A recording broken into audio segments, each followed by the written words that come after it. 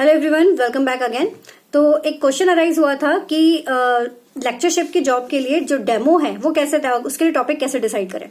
तो देखो, पहली चीज तो ये होती है कि जो डेमो होता है, जैसे आपने जब इंटरव्यू फेस कर लिया तो इंटरव्यू के बाद आपको डेमो सेशन देना पड़ता है, जिसमें आपको स्टूडेंट्स को पढ़ाना पड़ता है बकायदा। जैसा आप पढ़ाएंगे वैसा ही वहां बहुत सारी फैकल्टीज भी बैठी हो सकती हैं, बट आपको एज अ फैकल्टी नहीं, उन्हें एज अ स्टूडेंट ही ट्रीट करते हुए पढ़ाना है। इस चीज का आप लोगों को ध्यान रखना है।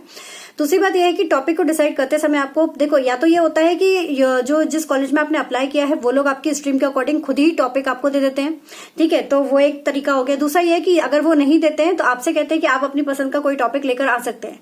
तो अगर आप अपनी पसंद का टॉपिक लेकर जाते हैं तो आपको कुछ चीजों का ध्यान में रखना है। सबसे पहली चीज तो जो टॉपिक आप चूज कर रहे हो ना, उसको बिल्कुल ऐसे आपको तैयार रखना है कि जैसे कि सामने वाला उसके बारे में कुछ नहीं जानता है, आपको बिल्कुल A to Z उसको सारी चीजें समझानी है, ठीक है। ऐसे उस टॉपिक को आपको चूज करके जाना है।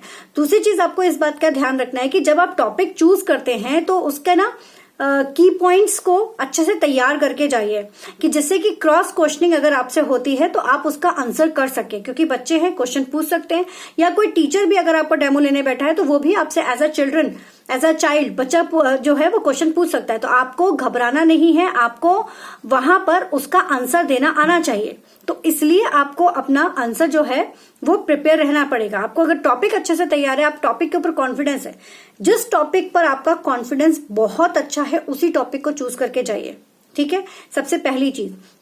और हाँ, उससे जुड़ा हुआ अगर कोई टॉपिक है तो उसको भी अच्छे से देख लेना, क्योंकि कई बार क्रॉस क्वेश्चनिंग जो है वो उससे रिलेटेड भी पूछी जा सकती है, ठीक है। अब इसके अलावा आपको और क्या ध्यान रखना है, इस बात का ध्यान रखना है कि जो टॉपिक आप पढ़ के जा रहे हैं, ठीक है, उस टॉपिक को वो कौन सी बुक में मिलने वाला है इसके बारे में आपको पता होना चाहिए। किस बुक में वो टॉपिक मिल सकता है ना, उस सब्जेक्ट की बुक का नाम आपको पता होना चाहिए। तीसरी बात आपको जो और ध्यान में रखनी है वो ये है कि उस टॉपिक से जुड़ा हुआ लेटेस्ट अपडेट अगर कोई है तो वो भी आपको पता होना चाहिए, क्योंकि उससे रिलेटेड क्वेश्चंस भी आपसे इंटरव्यू में भी पूछे जा सकते हैं, एज वेल एज आपसे वो क्वेश्चंस डेमो में भी पूछे जा सकते हैं। जैसे for example 360 degree performance appraisal method आप पढ़कर गए हैं, आप वहां पर उसको एक्सप्लेन कर रहे हैं, आपने बहुत अच्छे से एक्सप्लेन कर दिया है।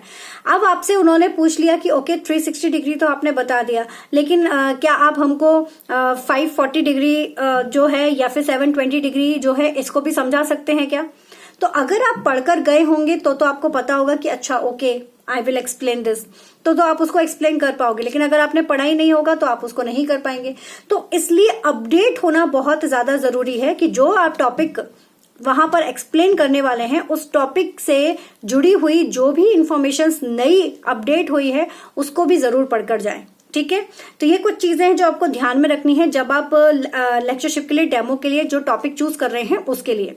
तो टॉपिक चूज किया, पहली चीज। दूसरी चीज क्या होगी, उससे रिलेटेड सारी इंफॉर्मेशन क्रॉस क्वेश्चनिंग के लिए। तीसरी चीज क्या होगी कि आपको उसकी बुक का नाम पता होना चाहिए। चौथी चीज क्या होगी कि आपको उसका अपडेटेड जो है अगर कोई इंफॉर्मेशन वो भी पता होना चाहिए। Okay, all the best, take care.